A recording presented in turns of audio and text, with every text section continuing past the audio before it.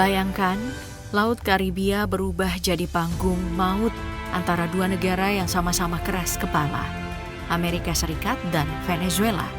Kapal perang, rudal, dan ego besar kini saling berhadapan di jarak yang hanya butuh satu peluru untuk menyalakan perang baru di dunia modern.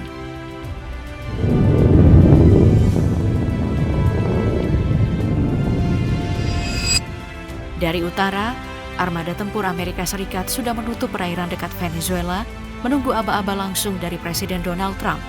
Dari selatan, Caracas menantang balik, menyiagakan ribuan rudal buatan Rusia dan pasukan elit yang siap tempur. Tidak ada lagi ruang untuk diplomasi. Ketegangan ini bukan sekadar ancaman, tapi peringatan bahwa sekali api dinyalakan, Karibia bisa berubah menjadi kuburan ambisi dua negara yang sama-sama menolak kalah.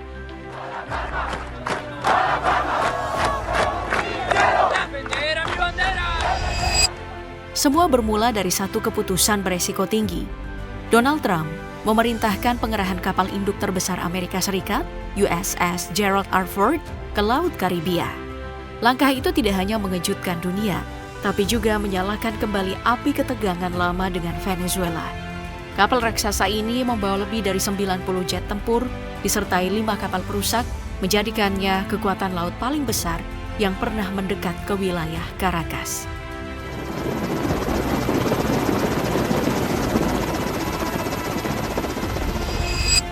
Beberapa hari kemudian, situasi makin panas.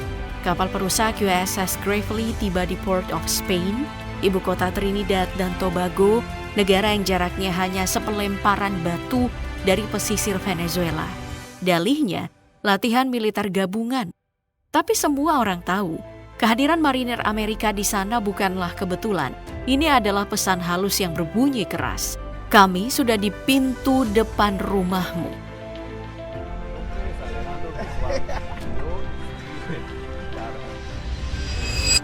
Lalu muncul pertanyaan besar, kenapa Trump mengirim armada perang ke kawasan ini?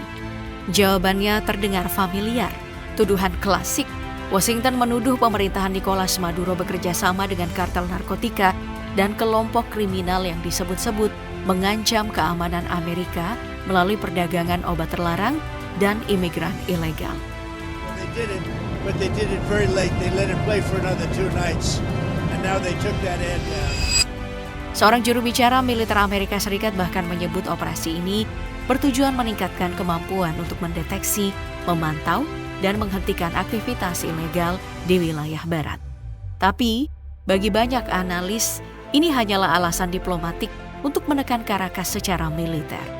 Dan kini, dengan kapal induk terbesar dunia sudah berlabuh di Karibia, jelas satu hal, perang mungkin belum dimulai, tapi Amerika sudah siap menyalakan sumbunya. The least of it, we had tremendous progress on peace in the Middle East. Jujur saja, kalau alasannya hanya memerangi kartel narkoba, langkah Amerika Serikat ini benar-benar tidak masuk akal. Negara macam apa yang mengerahkan kapal induk terbesar di dunia hanya untuk mengejar penyelundup dan imigran ilegal? Itu demonstrasi kekuatan militer. Pengerahan ini menunjukkan bahwa Washington sedang memainkan permainan yang jauh lebih besar daripada sekadar memburu kartel. Let me ask you, that was in a submarine, right? We attacked a submarine. Apakah langkah tersebut dilakukan tepat ketika Amerika Serikat memperkeras sikap terhadap Caracas, membuat banyak analis yakin Trump ini sedang mencari alasan untuk menggulingkan pemerintahan Maduro. Of an administration in history, so let's hope they keep saying it. There they are, right there. Yang lebih ironis, laporan intelijen Amerika sendiri menyebut Venezuela cuma punya peran kecil dalam perdagangan narkoba global. Bukti bahwa pemerintah Maduro mengendalikan jaringan kriminal hampir tidak ada. Jadi, benarkah ini soal narkoba atau soal menjatuhkan rezim yang tak tunduk pada Amerika?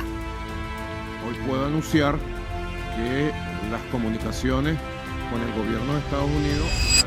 Menanggapi ancaman itu, pemerintah Venezuela tak tinggal diam. Menteri Pertahanan Vladimir Padrino menegaskan militer mereka siap melawan setiap upaya penggulingan, menyebut pengerahan kapal perang Amerika Serikat sebagai ancaman militer paling serius dalam 100 tahun terakhir. Ia menegaskan Venezuela menginginkan perdamaian tapi tidak akan tunduk.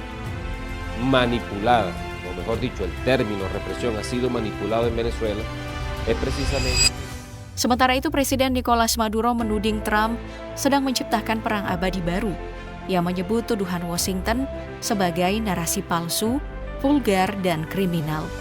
Dan menegaskan bahwa Venezuela bahkan tidak memproduksi daun kokain. Dengan kata lain, Maduro sedang melawan bukan hanya dengan senjata, tapi dengan narasi. Berusaha membalikkan tuduhan dan menunjukkan siapa sebenarnya yang memprovokasi perang di Karibia.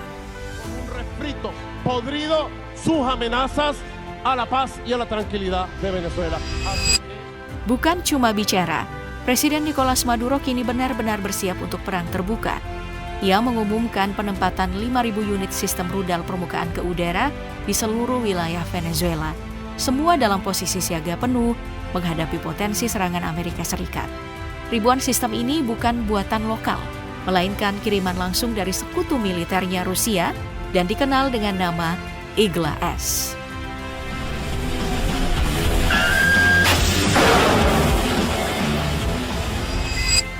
Namun, apa sebenarnya yang membuat Igla-S begitu berbahaya? Rudal ini bukan sekadar peluncur bahu biasa. Ia adalah generasi terbaru dari sistem udara portabel Rusia, versi yang diadopsi militer Rusia sejak tahun 2004 dan terus ditingkatkan untuk menghadapi ancaman udara modern, dari helikopter hingga jet tempur berkecepatan tinggi.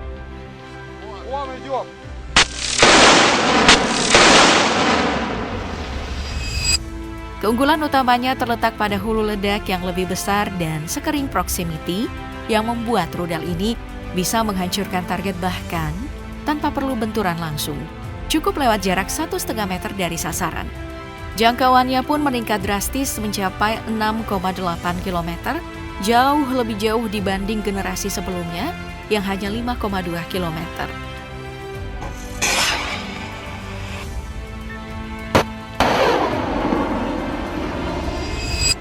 Dengan ribuan sistem ini yang tersebar di seluruh negeri, Venezuela kini memiliki perisai pertahanan udara yang padat dan mematikan, siap menutup langit mereka dari setiap ancaman asing.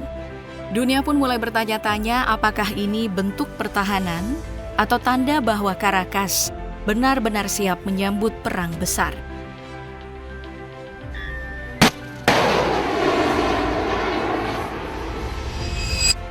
Sistem rudal Igla-S bukan hanya kuat, tapi juga serbaguna dan fleksibel. Dirancang untuk menghadapi berbagai ancaman udara modern, rudal ini mampu menargetkan pesawat taktis, helikopter, drone, hingga rudal jelajah dengan presisi tinggi. Dengan hulu ledak High Explosive Fragmentation seberat 2,5 kg, Igla-S bisa menghantam target di ketinggian 10 hingga 3.500 meter. Sementara kecepatan terbangnya mencapai 570 meter per detik, cukup cepat untuk menutup peluang musuh menghindar.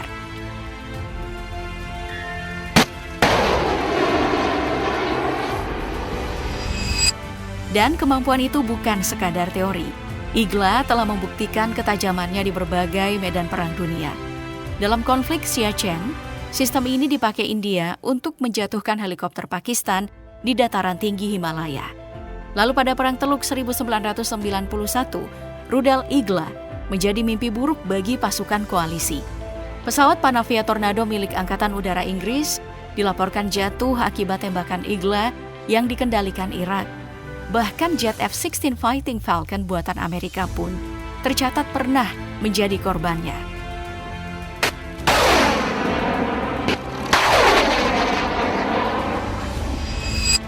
Keampuhannya terus berulang di Perang Canepa antara Ekuador dan Peru, di mana kedua pihak sama-sama menggunakan Igla untuk menjatuhkan pesawat dan helikopter lawan.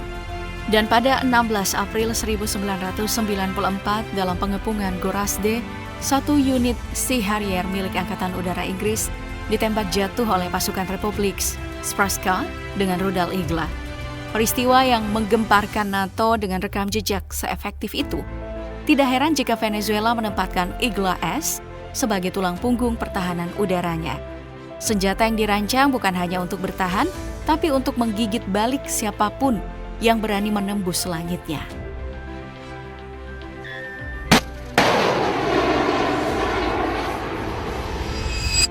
Venezuela tahu menghadapi Amerika Serikat sendirian adalah langkah bunuh diri.